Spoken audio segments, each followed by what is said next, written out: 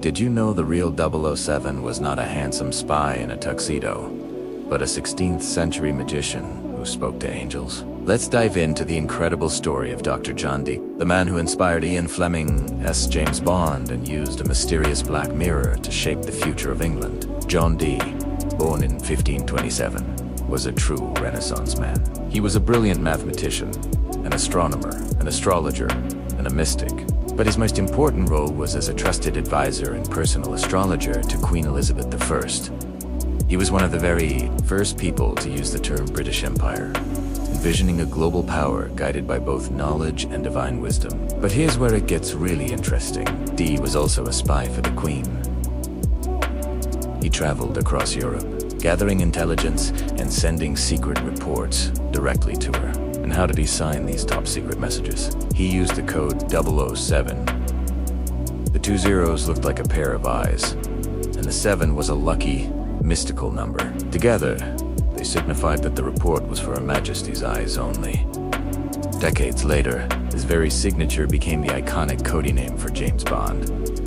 So yes, the original Agent 007 was a scholar and a magician. Now, let's talk about his most famous tool, the Black Mirror. This wasn't just any mirror. It was a polished piece of black obsidian, which is now on display in the British Museum. Historians believe it was originally an Aztec ritual object, brought to England from Mexico in the 1500s.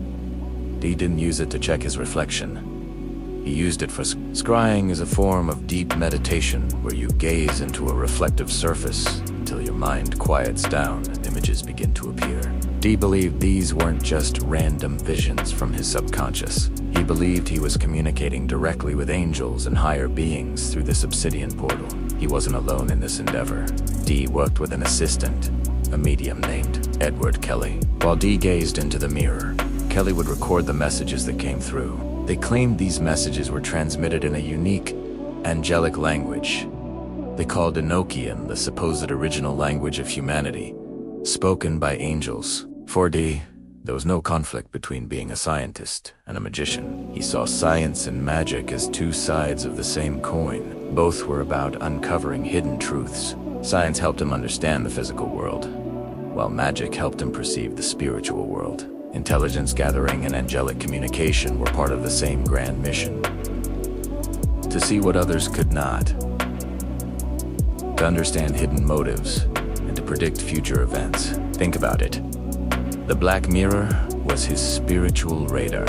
In the same way, a modern spy uses satellite feeds, surveillance systems, and computer screens to gather information. Dee used his obsidian mirror to tap into a different kind of data stream. He believed the angels were revealing divine secrets that would guide Queen Elizabeth and help England become a great spiritual and political world power. So, John Dee was the first true agent of light and shadow. He served his queen on the physical plane, while also serving the unseen forces he believed were guiding destiny from behind the throne. He combined political espionage with spiritual exploration, creating a seamless vision of the world. This brings us to a fascinating question. Can we use our modern technology, like our smartphones and tablets, as black mirrors today? The answer is yes, if you understand the principle behind it. Let's break this down. First, on a technical level, when your phone or tablet is turned off, what do you have? A police?